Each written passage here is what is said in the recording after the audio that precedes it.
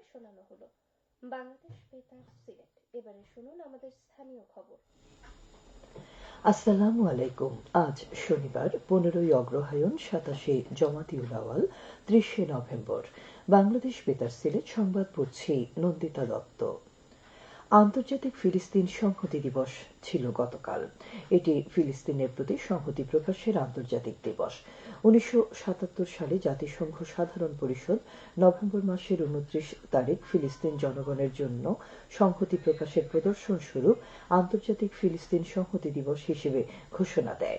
এর 10 বছর পরে 1987 সালে ফিলিস্তিন রাষ্ট্র প্রতিষ্ঠায় জাতিসংঘ সাধারণ পরিষদে United Nations partition plan for Palestine প্রস্তাব অনুমোদিত হয়। এরপর থেকে এই দিনটি আন্তর্জাতিক ফিলিস্তিন সংহতি দিবস হিসেবে পালিত হয়ে আসছে। নিষিদ্ধ পলিথিন ব্যাগের বিরুদ্ধে সিলেট সহ সারা দেশে 166টি অভিযান চালিয়েছে ভ্রাম্যমাণ আদালত। এসব অভিযানে জরিমানা করা হয়েছে 19,29,900 টাকা। এছাড়া এই সময়ে 40,608 কেজি পলিথিন ব্যাগ জব্দ ও 349টি প্রতিষ্ঠানের বিরুদ্ধে আইনি ব্যবস্থা গ্রহণ করা হয়েছে। গতকাল রাজধানীর কাঁচাবাজারে মনিটরিং শেষে এসব তথ্য জানান পরিবেশ মন্ত্রণালয়ের অতিরিক্ত সচিব তপন কুমার বিশ্বাস। উল্লেখ করা যেতে পারে, পরিবেশ বিধ্বংসী পলিথিন ব্যাগ চলতি মাসের 3 তারিখ থেকে নিষিদ্ধ করা হয়। আগামীকাল থেকে শুরু হচ্ছে 16 দিনব্যাপী অষ্টাদশ কেমুসাস বইমেলা। সিলেটের ঐতিহ্যবাহী সাহিত্য প্রতিষ্ঠান কেন্দ্রীয় মুসলিম সাহিত্য সংসদ কেমুসাসের উদ্যোগে বইমেলা সফলের লক্ষ্যে গতকাল বিকেল 4টায় সিলেটের লেখক ও সংস্কৃতি কর্মীরা নগরীর দরগা গেটে কেমুসাস প্রাঙ্গণ থেকে একটি প্রচার র্যালি বের করেন। র্যালির উদ্বোধন করেন সাহিত্য সংসদের সাবেক সভাপতি ভাষা সৈনিক অধ্যক্ষ মাসুদ খান। র্যালিটি শুরু হয়ে নগরীর গুরুত্বপূর্ণ সড়ক প্রদক্ষিণ করে আবার কেমুসাস প্রাঙ্গণে এসে শেষ হয়।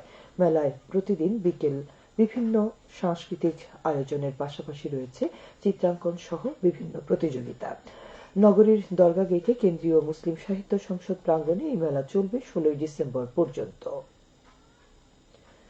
মৌলভীবাজারের কুলাউড়ায় অসহায় হতদরিদ্র 21টি পরিবারের মধ্যে ছাগল বিতরণ করা হয়েছে। গতকাল দুপুরে উপজেলা বরমচাল মিশনে কম্পেশন ইন্টারন্যাশনাল বাংলাদেশের সহায়তা এবং মধ্য ও দক্ষিণ বাংলাদেশ শিশু উন্নয়ন প্রকল্পের উদ্যোগে বিনামূল্যে এসব ছাগল বিতরণ করা হয়।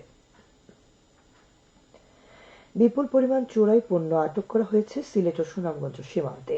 গত দুদিনে বিজিবি 48 ব্যাটালিয়নের সদস্যরা এই পণ্য আটক করেন।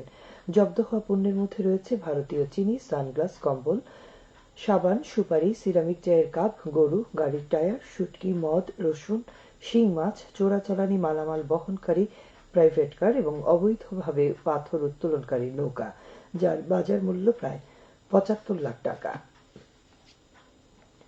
জরায়ুমুখে ক্যান্সার প্রতিরোধে মৌলভীবাজারে প্রায় 1,29,000 কন্যা শিশুকে HPV টিকা প্রদান করা হয়েছে।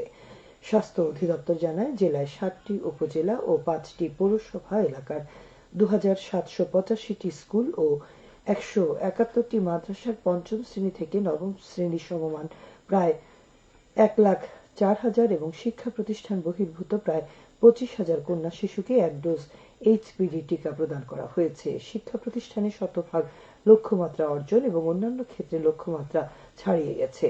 বিশ্ব স্বাস্থ্য সংস্থা ও ইউনিসেফের সহযোগিতায় স্বাস্থ্য অধিদপ্তর তা বাস্তবায়ন করে।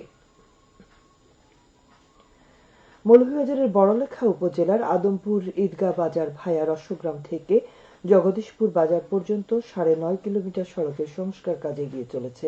এতে ব্যয় হচ্ছে 9.5 কোটি টাকা। ইতোমধ্যে প্রকল্পের 40% কাজ শেষ হয়েছে। বাকি কাজ শিগগিরই শেষ হবে বলে আশা করা যাচ্ছে। প্রকল্পের আওতায় 5টি কালভার্ট নির্মাণ, মাটি ভরাট, রাস্তা প্রশস্তকরণ, আরসিসি ঢালাই ও পিচ সহ আনুষঙ্গিক কাজ অন্তর্ভুক্ত রয়েছে। এলজিইডি তা বাস্তবায়ন করছে। আরসিসি ঢালাই কাজ শুরু হয়েছে সিলেটের বিয়ানীবাজার উপজেলা সড়কে। এ পর্যন্ত 70% কাজ শেষ হয়েছে।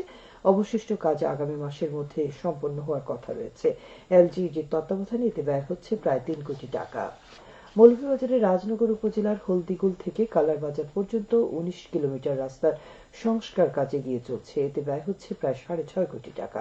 ইতোমধ্যে ৬০% কাজ শেষ হয়েছে, বাকি কাজ আগামী ডিসেম্বরের মধ্যে শেষ হবে বলে আশা করা যাচ্ছে। এলজিইডি কাজটি বাস্তবায়ন করছে। সবশেষে আবহাওয়া। আজ বেলা ১টা পর্যন্ত পূর্বাভাসে বলা হয়েছে সিলেট সহ পার্শ্ববর্তী এলাকার জন্য কোনো সতর্কবাণী এবং কোনো সংকেত দেখাতে হবে না। আজ সিলেটে সূর্যোদয় হয়েছে ৬টা ২০ মিনিটে এবং সূর্য অস্ত যাবে ৫টা ২ মিনিটে। সংবাদ শেষ হলো। পরবর্তী স্থানীয় সংবাদ প্রচারিত হবে দুপুর ১টা ৫ মিনিটে।